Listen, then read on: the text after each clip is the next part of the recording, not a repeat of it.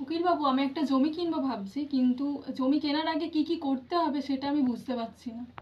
জমি কিনবেন, কিন্তু কোথা থেকে শুরু করবেন, কিভাবে জমি যাচাই করবেন বুঝতে পারছেন না?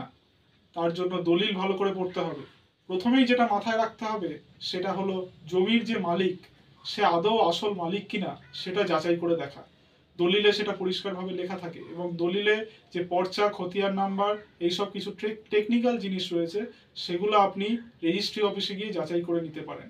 কিন্তু এগুলো করতে যদি আপনার অভ্যেস না থাকে, তাহলে আমি অবশ্যই সাজেস্ট করব যারা এই কাজগুলো করে এবং কোনো একজন আইনজীবী যারা রেজিস্ট্রি, দলিল এইসব নিয়ে থাকেন এবং যারা সলিসিটার ফার্মের মেম্বার, তাদের সাথে একবার যোগাযোগ করে নিতে।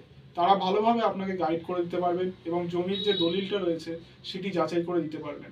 আপনি এবং জমির মালিক দুজনেই ভালোভাবে একটি আইনজীবীর সাথে পরামর্শ করে নিতে পারেন, এবং তিনি আপনাকে প্রত্যেকটা লাইন দলিলের ভালো করে বুঝিয়ে দেবেন, আপনাকে আপনার সকল প্রশ্নের উত্তর দেবে এবং ঠিকভাবে আপনি জিনিসটা বুঝে নিতে পারবেন।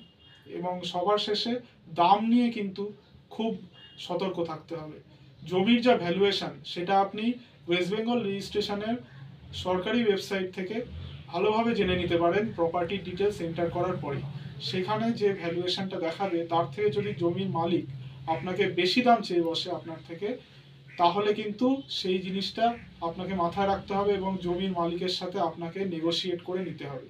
এই ব্যাপারগুলো আপনি মাথায় রাখবেন, তাহলে আপনি ভালোভাবে কোনোভাবে না ঠকে জমির দলিল কিনে রাখতে পারবেন। এবং আরও এরকম আরও আইনি সুবিধা, আইনি জিনিস জানার জন্য চ্যানেলের সাথে জুড়ে থাকুন। লাইক এবং সাবস্ক্রাইব করতে ভুলবেন না।